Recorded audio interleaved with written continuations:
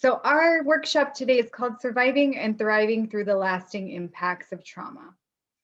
Step by step, day by day, we are all doing the best we can to honor our bodies, honor ourselves, and work through whatever's for us, especially in the month of September and the month of October, especially whenever it comes up. So I just want to introduce myself again. My name is Sarah Garcia. I am a social worker. I work for the Clark County School District. I am also a clinical social work intern at the moment and a registered yoga teacher. So I have been working in the mental health profession for the last 10 years, and I am specifically certified in trauma recovery yoga. This is why I was kind of asked to jump on and offer some techniques.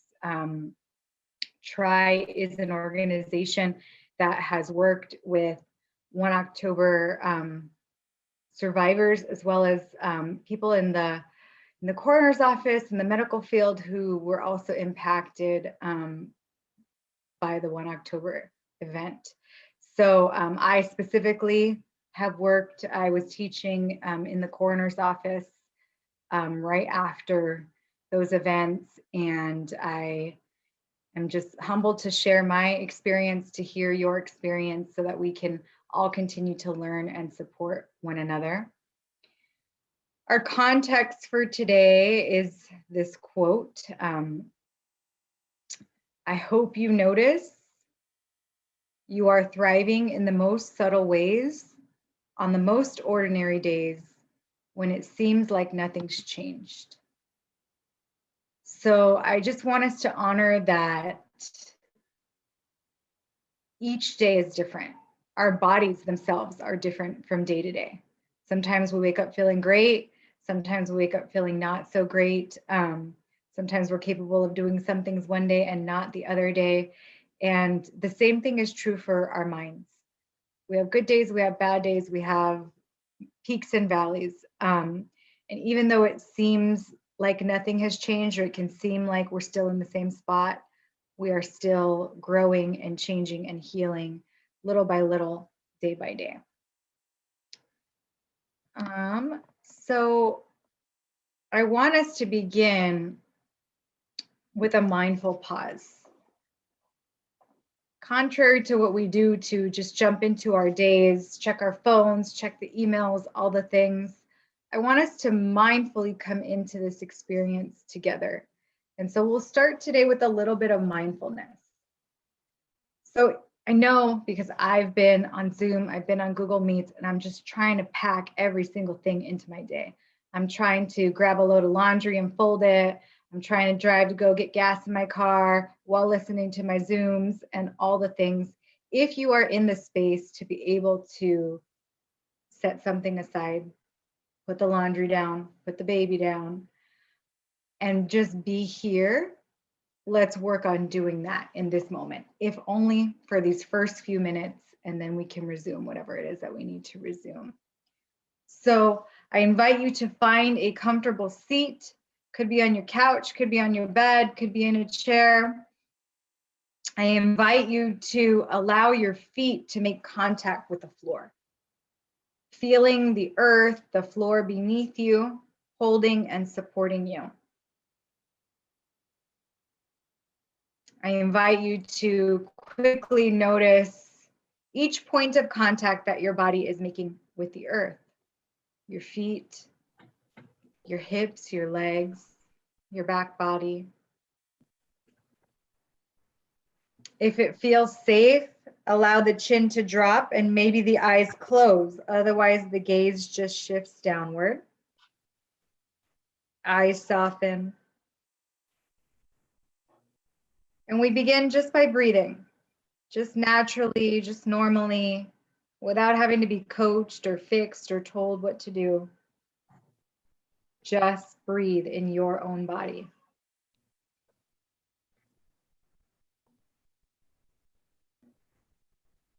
Notice for a quick scan wherever you might be holding on to any tension in the body. Maybe the headaches, maybe the bones, maybe the shoulders from everything that we might be carrying.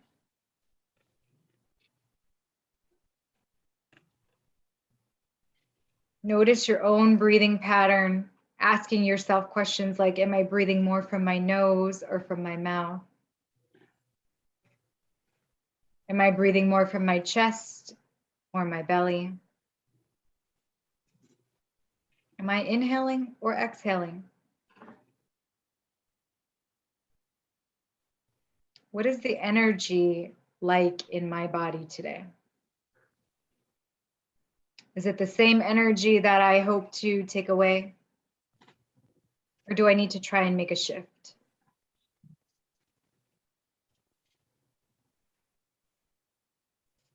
And then as you're tuning into your breath, begin to deepen the breath, breathing in through the belly, expanding through the ribs and lungs and chest, slowly letting that go. Inhaling what you need more of, exhaling something to let go of. And as you're breathing here, on the inhale, maybe you begin to speak the words to yourself, I am. And on the exhale, you get to fill in the space for the words that you need to hear today, the words that you need to remind yourself of today. I am trying. I am healing. I am loved. I am supported. I am inspiring.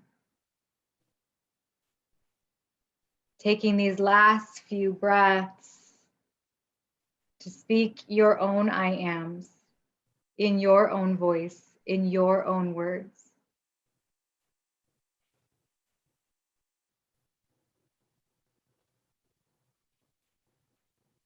And then when we're ready, gently wiggling the fingers and toes, blinking the eyes open or lifting the chin, coming back,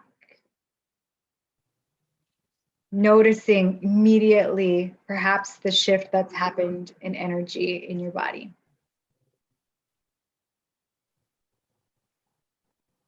I invite you, if you feel comfortable, to turn on your cameras so that we can maybe interact, allow this to be a little more of an exchange of back and forth. I don't want to be talking the whole time. I want to hear all of our experiences. By no means am I the expert, I'm just the guide. So finishing up, I want to just briefly touch into the context for this workshop or my motivation for this workshop. So quickly allowing us to sort of notice which category we might be in today. As I spoke of earlier, we might be in the red today, we might be in the yellow tomorrow, we might be in the green today, we might be in the orange tomorrow. We're shifting day to day. So noticing in that red box of crises, some of these cues that can tell you that you're in that space. Nightmares, flashbacks, panic attacks, intrusive thoughts. A lot of these are coming up for some of us here today. Easily irritable or aggressive, withdrawing, feeling numb, maybe turning to substances to cope. That mentality of I can't survive. Then shifting into the orange, like I'm not quite there, but if I continue on this pattern, I can't keep up with this. I'm feeling exhausted. Maybe my performance is suffering. I'm avoiding interaction. I have restless nights, self-medicating maybe with food, maybe some other things, pushing away that pain. And then focusing on these green and yellow boxes, right? So surviving, knowing maybe that something isn't quite right, but I'm not on that opposite end of the spectrum here. I'm coping. So maybe I still feel nervous or sad, my mood's fluctuating. Maybe I'm still feeling the need to do things like have control. or protect my energy, withdrawing from things. Maybe I have physical symptoms in the body like muscle tension or headaches, like we discussed. And then shifting that energy or that awareness into the green. So this is the thriving piece of our workshop today. I got this. I can access calm.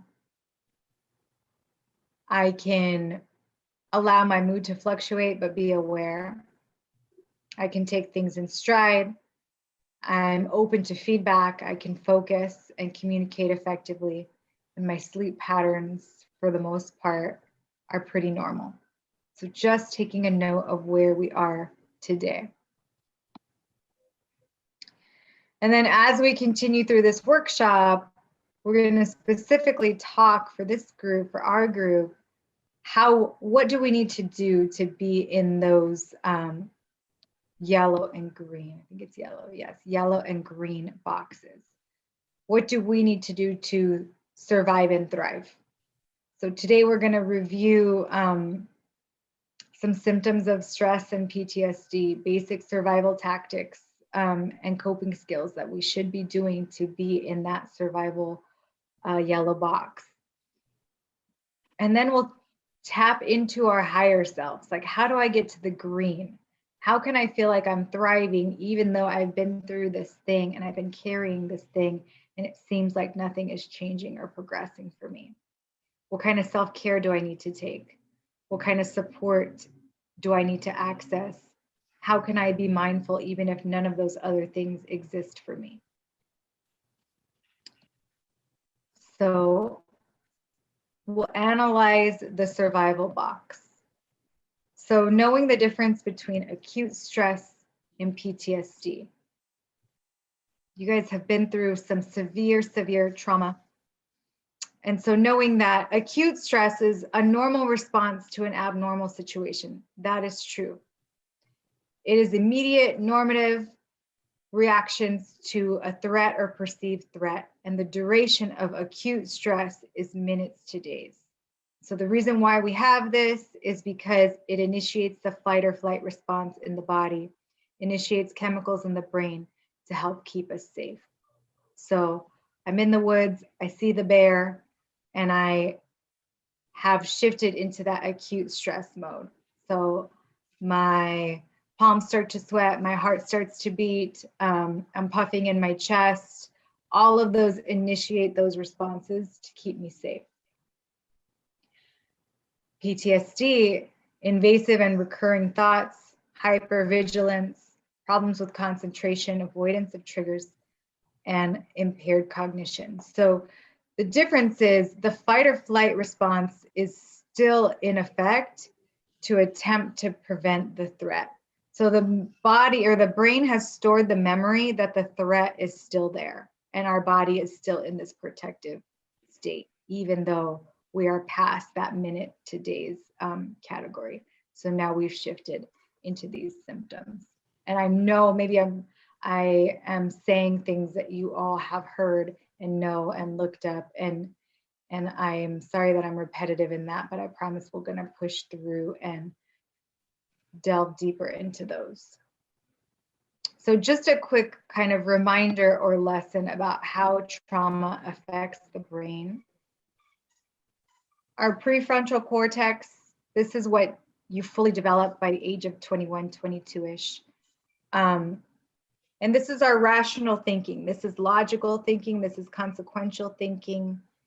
It regulates our emotions and fear responses.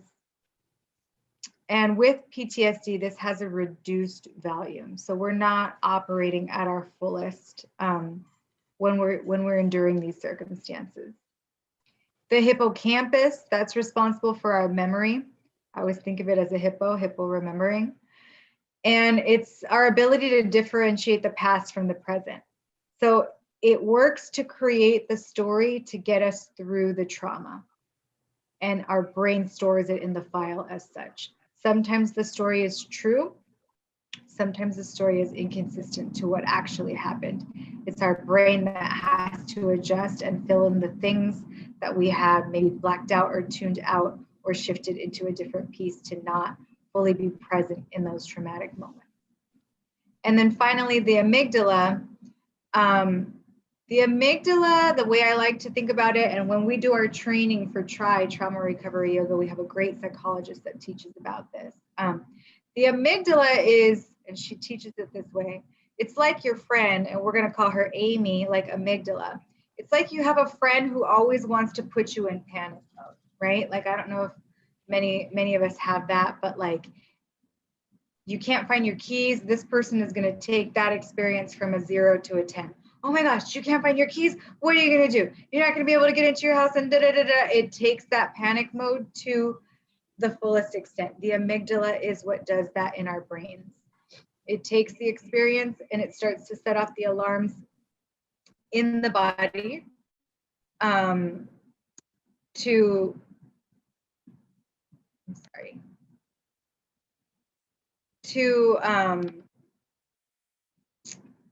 protect us. I'm sorry, I'm trying to take that person out, so I apologize. He came back in. So that is our amygdala. It is the person that sets those alarms to help keep us safe as well. And so this is what our brain adapts to or has to change when we experience a traumatic event. The hippocampus actually shrinks. So when we say things like, I think I'm losing my mind, or I feel like I'm losing my mind, to some extent, that can be true. So this is our brain operating with the experiences that we have endured. And these are our basic survival needs. This is Maslow's hierarchy of needs. If anybody is in the education profession or psychology profession, these boxes or these circles should seem familiar. So physiologically, we need food, we need air, we need water, we need sleep. Sorry. We need these things for basic survival. If this is the most important box rather than the preceding ones. So taking a mental note for yourself, where am I at in those categories? For example, food. Excuse the language, but whenever we feel like shit, we tend to eat like shit. So what are you consuming in your body, especially when we're having these flashbacks, when we're having things come up that are cues that I'm not feeling, I'm not operating from that, from those surviving and thriving boxes. Safety. How am I protecting my energy? What am I consuming literally on my phone? What am I reading, watching? What's going on in the background of my television? What am I listening to when I'm driving to work? Where am I expending my energy? What resources am I accessing to keep myself safe? Whether that's a person, whether that's community resources, what am I accessing to protect me? Health, what am I doing for my health? Exercising, going to the doctor, making sure I'm sleeping, making sure I'm taking my vitamins, making sure I'm consuming or doing the things to keep me physically healthy, to help me also maintain my mental health. And then love and connection. So who is my designated person or people or tribe? Maybe it's this. Maybe this tuning in today is helping you to fill that space of love and connection. Maybe you just need to be surrounded by people who get it. And when we're not surrounded by people who get it, we tend to isolate, because I feel guilty if you've texted me 10 times and I don't have the energy to respond back to you. I'd rather just isolate and not deal with it. And how even further are you distancing from toxic people? So you do have people who don't get it, or who want to continue to bring things up that are not serving you or not on your journey to health, happiness, and healing. How do you distance yourself from those types of people? What kind of boundaries do you hold to protect your space and your energy? Just taking that mental note of where we are in these categories. And then connection to community. So again, why are we here? I'm hearing sound come through.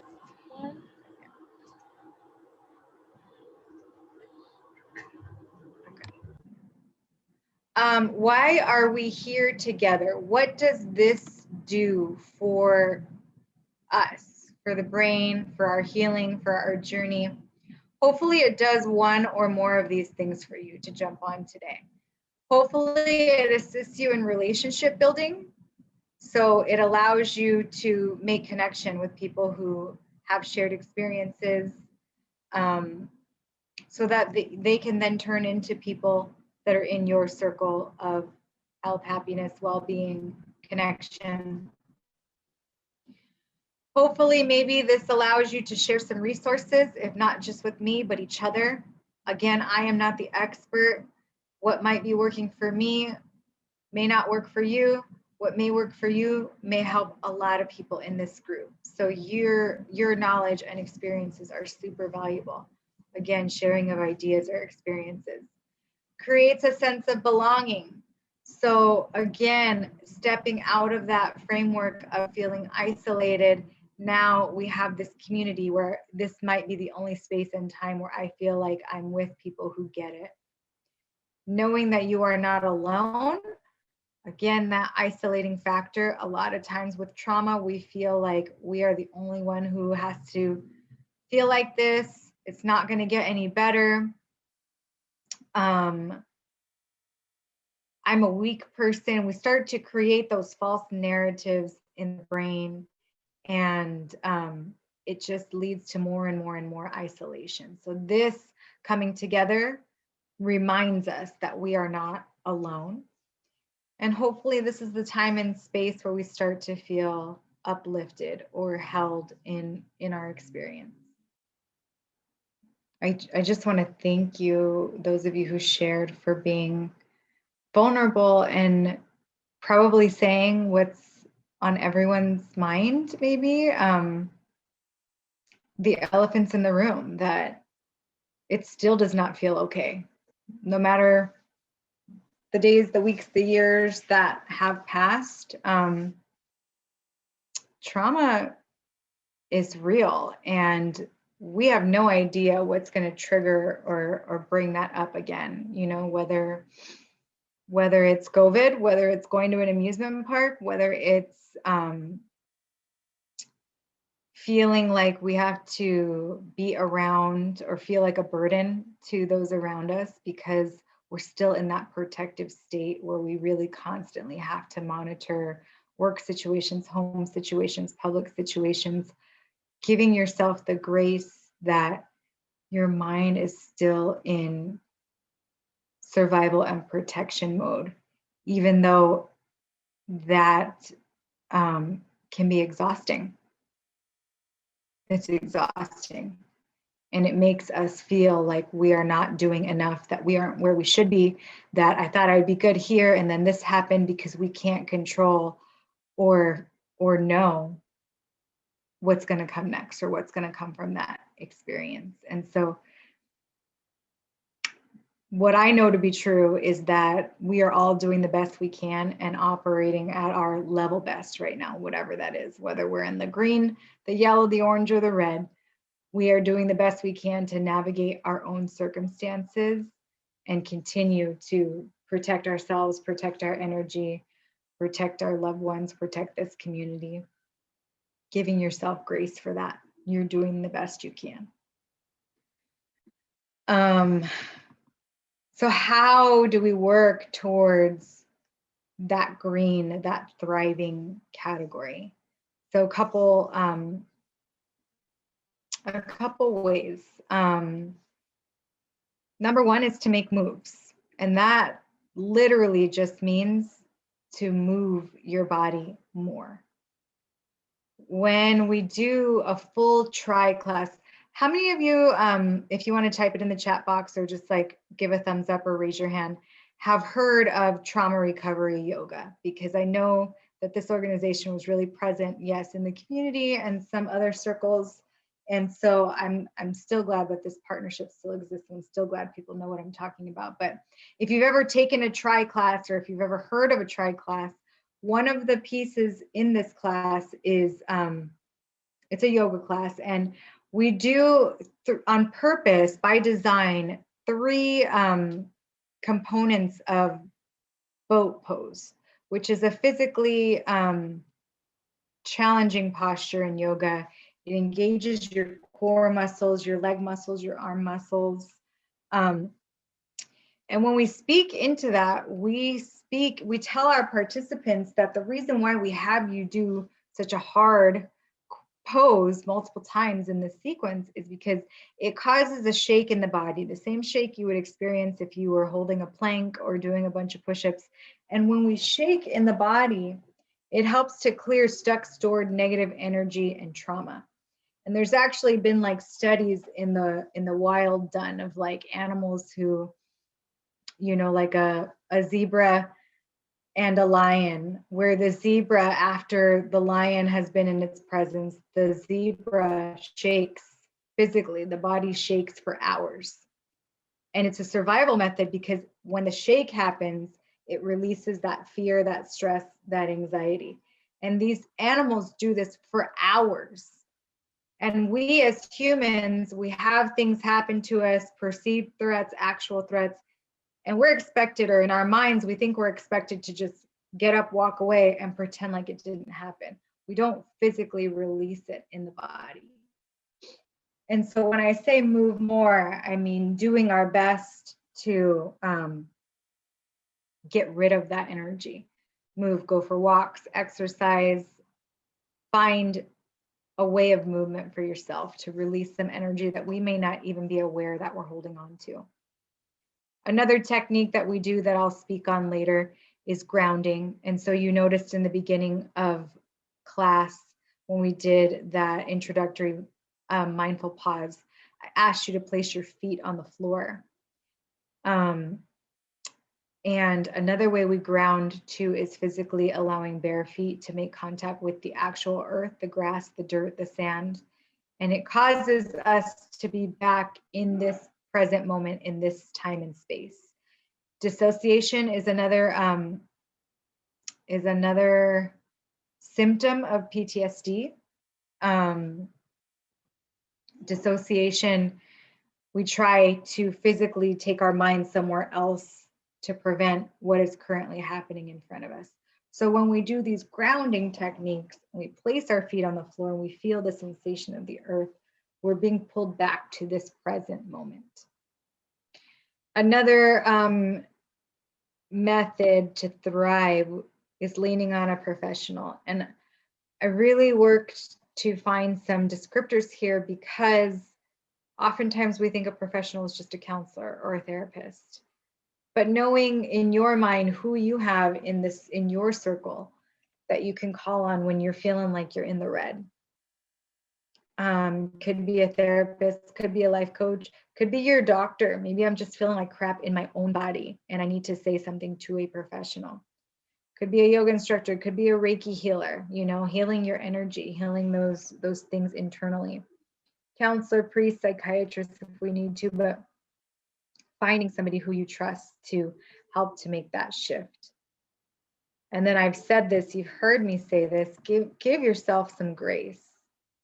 So recognizing that all traumas are personal, there is no timestamp or expiration date on your healing, allowing yourself to take things day by day, pay attention to your thoughts, journal, track them, notice how, we often don't notice how far we've come, but if we were to document things every day, we would still know that we are shifting, even if it's just minimally each and every day.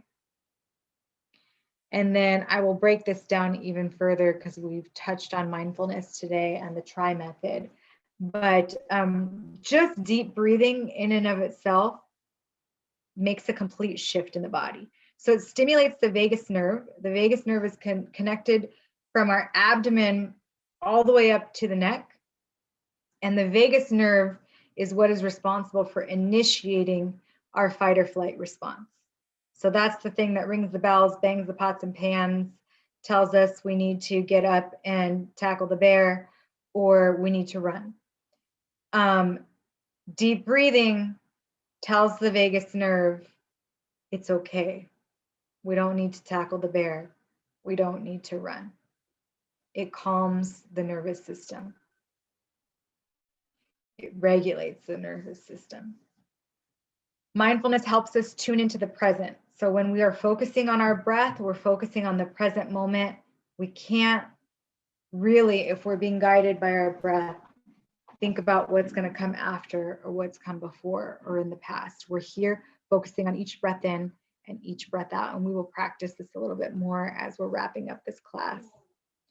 And then meditation and healing rituals. So there's great apps, there's great opportunities to be guided through meditation, sound healing, all of those things to help make the shifts internally.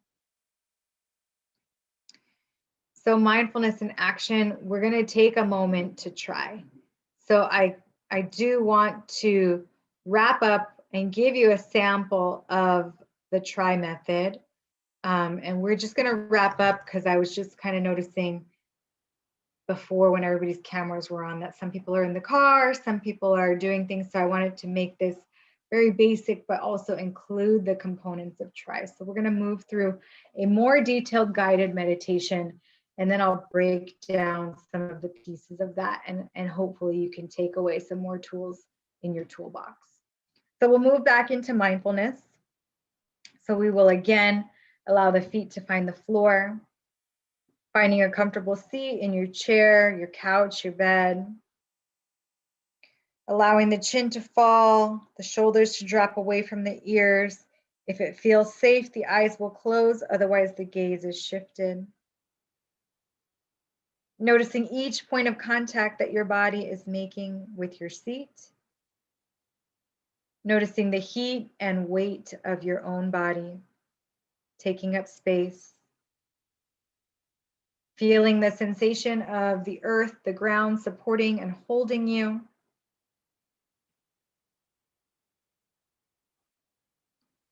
And allowing your attention to draw back into your breath. Knowing that it doesn't matter what happened before this, what will come next, all that matters is this moment, this breath.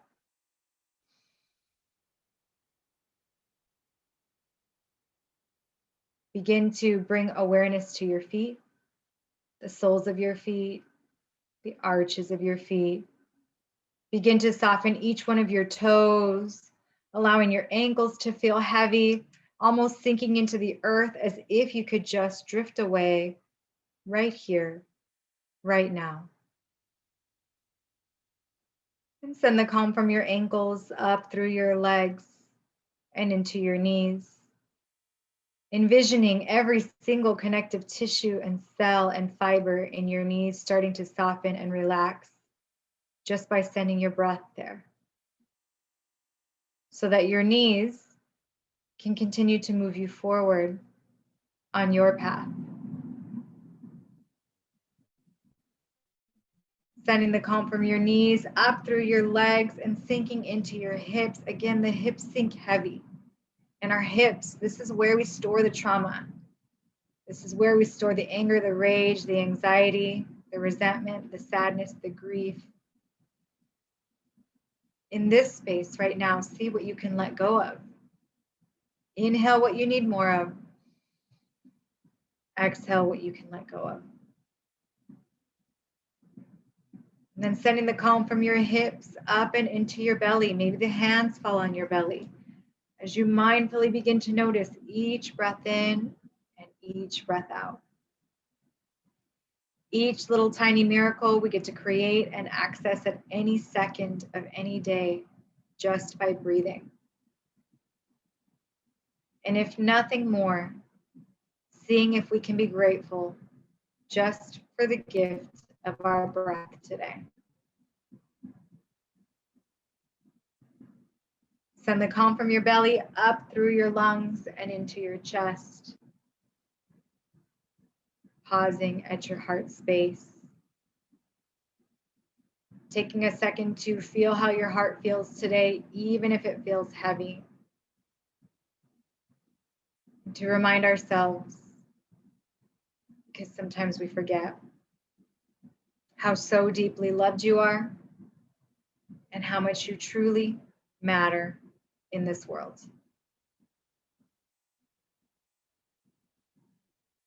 Send the calm from your heart up through your chest and into your shoulders. Allow the shoulders to sink further away from your ears, softening, relaxing, calming.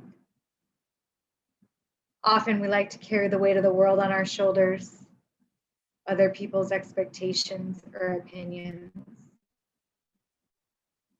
Give yourself permission to set something down. The longer we carry it, the heavier it gets. Relax your arms, soften through your elbows, your forearms, relaxing the wrists and fingertips.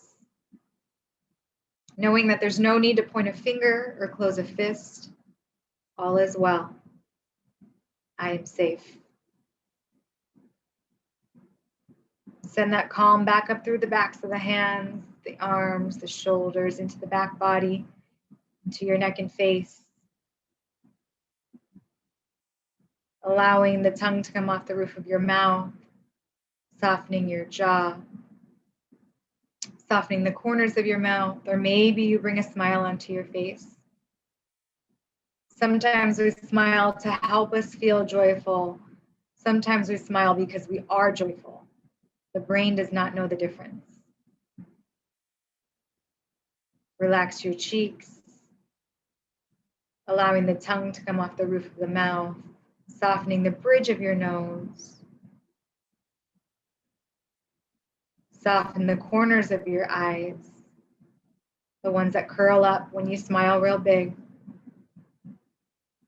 Allow your eyelids to be heavy yet soft. Each one of your eyelashes perfectly calm and placed. Unfurrowing the eyebrows, and then sending that wave of calm up and into your forehead. That space where you make all of your big plans, your hopes, your dreams, your bright ideas.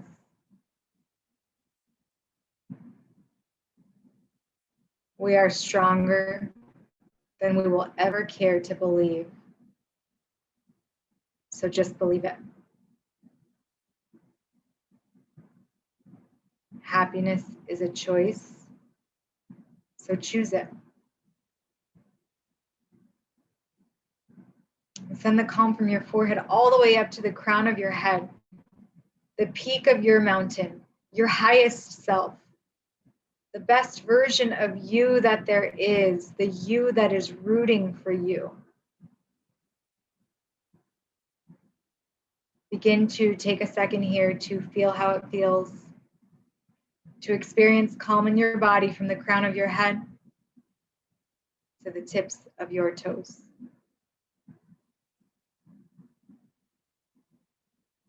And let's all begin by taking a deep inhale, fill up through the lungs and chest. Exhale, see if you can sigh it out. When you feel ready, open up the fingers and wrists, circle the wrists and toes and ankles, blinking the eyes open, coming back into this space, allowing that healing to sink in and resonate in the body.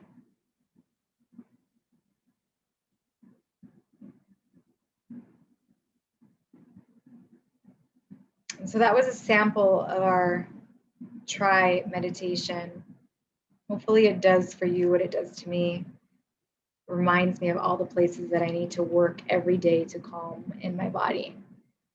I work, as I mentioned, in schools. Right now, our schools are an absolute mess and disaster with kids coming back from quarantine and being stuck in crappy homes for a year and a half. We're seeing excessive behaviors that we have never, ever seen before. And I personally go into classrooms and do this same mindful meditation to help spread some calm. So hopefully you found that to be helpful. And I just very quickly before we part, I want to leave you with these components that you experienced in this meditation so that you can place them in your toolbox. So orientation, I mentioned that earlier. Finding yourself in the surroundings. So you heard me say things like feel the heat and weight of your body on the chair. Feel each point of contact that your body is making with the chair. Bringing yourself into this present moment. So this is really good for experiencing panic attacks or anxiety because it calls us here. I'm sitting here on this chair. These are my body parts that are touching this chair right now. Grounding, I touched on that earlier. Literally finding the ground, feeling it support and hold you, which was also part of my narrative. It combats anxiety, meltdowns, fits of rage, and disorientation. So again, disassociation. So whenever our brain escapes to somewhere else, grounding is another tool, a mindful tool that brings us back here. And then the breath is presence. When we breathe, we are reminded that we are alive. Each inhale and each exhale. So that was also part of my earlier narrative. Ask yourself questions about your breath. Am I breathing from my chest or from my belly, from my nose, from my mouth? Am I inhaling or am I exhaling? It calms the nervous system and it activates that vagus nerve again that calms the fight or flight reflexes in the body. And so just for closing up, take a second to note for yourself, what can I do to fill my cup up? We know that we're entering into a really sensitive time. We know there's going to be a lot of triggers, a lot of toxic people, a lot of people who don't get it, a lot of opportunities to retreat and isolate. Come back to you. What do I need to do to fill my cup? What can I do to take care of me? Which one of those tools can I access in my toolbox to maybe get me from the red to the orange, or maybe the orange to the yellow, or maybe the yellow to the green? Thinking about that, your highest self, when you're operating at your best, when your cup is full, what does it look like and how can I get there? These are some helpful resources. I will work to tell the powers that be to share this PowerPoint or this recording with all of you so that you have these resources. If I was really tech savvy, I would have copied and pasted these in the chat box for you guys, but my level best for technology is not, it's about that of a 4-year-old probably. So these are some helpful resources. These are national resources and hotlines here on the left. On the right, obviously you guys found the Vegas Strong Resiliency Center. That's how you found me. That's how you found this event. A lot of these links are on their site. They are super wonderful. You guys know they have tons of healing opportunities and connection opportunities that are going on literally all the time. The trymethod.com, that is the trauma recovery yoga component that I've spoken about in this training. They also have tons of resources. You can look for yoga classes and events in your community. Even, we're not just in Vegas, we are all over the world. So if you are from out of state or out of the country, hop onto there too. There might be something for you there. There's also virtual videos of classes as well. And then a couple other links. The Born This Way Foundation, their link for resources for help is really expansive. The Born This Way Foundation is Lady Gaga's foundation. I have worked in collaboration with them. There is tons of stuff for mental health on their website. There is a text line and a talk line that offers 24-hour support. And just a couple other links on here that you guys may find helpful. And here is my contact information. If for some reason you would like to reach out to me to learn more about what I do, how I can link you to more TRI information or more mental health resources, I want to offer that to you. Those are my social media handles as well. I do teach yoga mostly in community populations. I teach in foster care agencies. I teach, as I mentioned, I was teaching in the coroner's office, places and spaces like that. I don't do a ton of classes in yoga studios because I really firmly believe in the healing aspects of yoga, and I want to send that out to the populations that need it the most. So I'm 2 minutes over time. I hope that's okay, but I just wanted to thank you guys all so much for joining me for supporting each other, for coming together. And thank you.